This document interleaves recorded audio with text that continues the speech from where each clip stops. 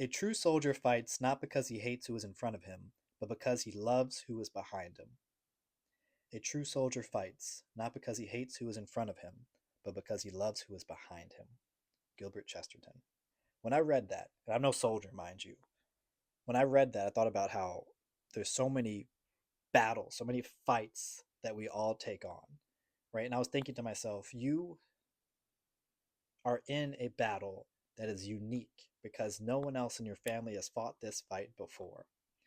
And no matter the amount of support that they give, they don't have the insight to your challenge, which makes it all the more challenging because you're paving the way forward without a light, right?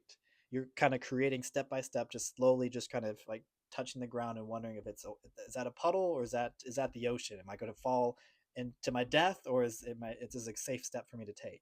But at the same time, you can see clearly behind you. You can see not only the people that you want to protect and you want to serve and take care of in some regard, you also see yourself and who you used to be and who you're thinking about, an idea of what you want to become. Like a lot of this comes with some understanding that there's more to me. I want to experience my full potential. I want to experience my full version of myself, my full authentic self. And you can't just snap your fingers and just be like, I'm going to be, next morning, I'm going to be my best self. It takes work, it takes a grind, it takes risk. And part of that risk is taking on this new challenge that no one has taken before. And you're taking those steps forward step by step by step.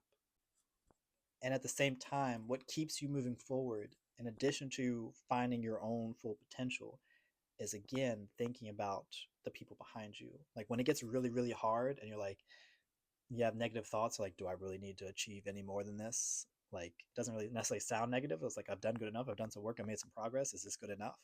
But then you think about, you still want to move forward. And part of what keeps you motivated is thinking back to the past for your older self and for the people behind you that are rooting for you.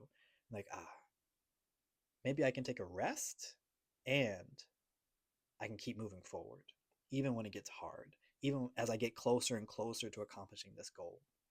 And then the scary part from that is that now you're about to accomplish that goal and you have to resonate with, oh, that's going to be a whole different me. And I'm not entirely sure what that looks like. I'm a little bit excited. I'm also a little bit scared, but I'm going to do it anyway.